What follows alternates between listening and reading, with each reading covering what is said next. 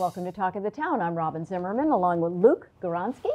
Luke is a certified financial planner with the Barnum Financial Group, been with us before on various topics. Today we're going to talk about teenage finances. Yes. Right? Yeah. And when you start talking to your teenager son, daughter, grandson, niece, nephew about savings, budgeting, and all of that. But let's start with when should you start talking with your young person? Probably their first job or around there, when they start having income. So it's really important once they start making that income to set boundaries, or I don't know if you want to call them boundaries with your teenager. Maybe you want to set goals, short and long-term goals, and start talking to them about what that looks like when that income starts coming in. And so normally, whether it's babysitting or like mowing lawns, something pretty simple at like 13, 14, 12? Well, 13, 14, I think at 14, 15 is when they start getting jobs where they're going to be getting taxed on their income. And that's a great time to start, because they're gonna see taxes once they go over a certain point, even teenagers will get taxed on their income.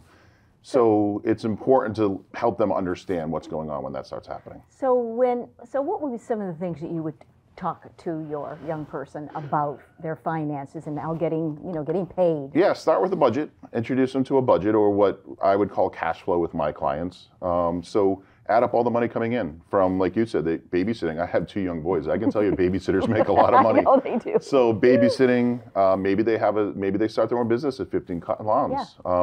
Maybe they start a job where it's a W-2 job now. They're old enough. They have taxes. So add all that up and then subtract out the outgoing cash flow. What are they paying for? Did they buy a car that they have a car payment? Maybe you told them you were going to put them on your car insurance and you want them to pick up that tab, so they have a responsibility. So just maybe they wanted to join a club that they have monthly dues on because they're making money now. Right. The important thing is to add that up and make sure, as a teenager especially, the cash flow is very positive. If it's negative, there's something going on. You're going to sit down with your teenager and be like, whoa, we're spending too much money here. Right. So, and I was telling you, my grandson has a job, and he wants a car, and I think his parents have already put away a little bit of money, but now, he's 14, so time is short, so he needs to save, think about what you're talking about, the goal is, what that's going to cost for a used car, how much time he's got between then and what he's going to buy. And that's how you start the savings conversation, because the savings conversation is the other really important part to this whole puzzle. And what I mean by that is our long-term and short-term goals are much different than teenagers. Keep that in mind. So you want them to have short-term goals that they're saving towards and longer-term goals. Okay. And then teach them where to put their money. And this is where parents can really learn too, because I think you mentioned that your grandson was putting it into a savings account. That's great, but then keep in mind when they go to college, that's going to count towards FAFSA. It's going to count towards income. It could take away from any. So what other options do you have? Go over that with your teenager. Maybe if they're working, like your grandson is, he could open up a Roth IRA and save money into that. Wow. That won't count towards FAFSA. But how much money? Don't you need several thousand to open up a If he's working full-time or even part-time, they'll be making enough money that they can put away. And a lot of people don't realize that, but they can. And there are positives and negatives to that. It's not a recommendation to everyone out there listening right now. But it's a great conversation to have with your children, because that leads into investing, and what do you invest in inside of that Roth, and how long do you have to keep it there before you can use it. But it's just really good conversations to have with your children when they start making money. Do you think that a young person, again, this is not off to college, but a young person should have a debit card and a credit card? That depends on your child. Everyone's different. Like I grew up with 3 brothers, and my parents might have a different answer for each of us. But they can't get their own credit card.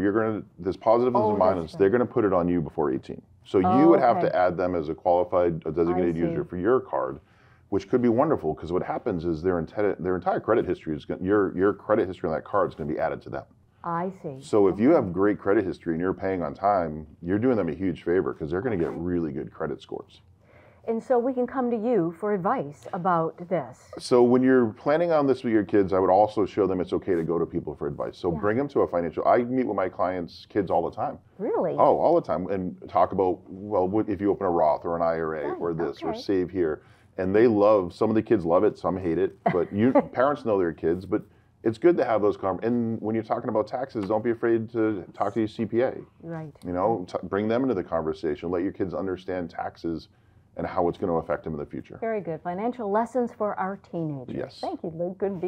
Good having you with us. It's great being back. I always enjoy this. Luke, Gawronski with the Barnum Financial Group, a certified financial planner. We'll see you next time. It will do.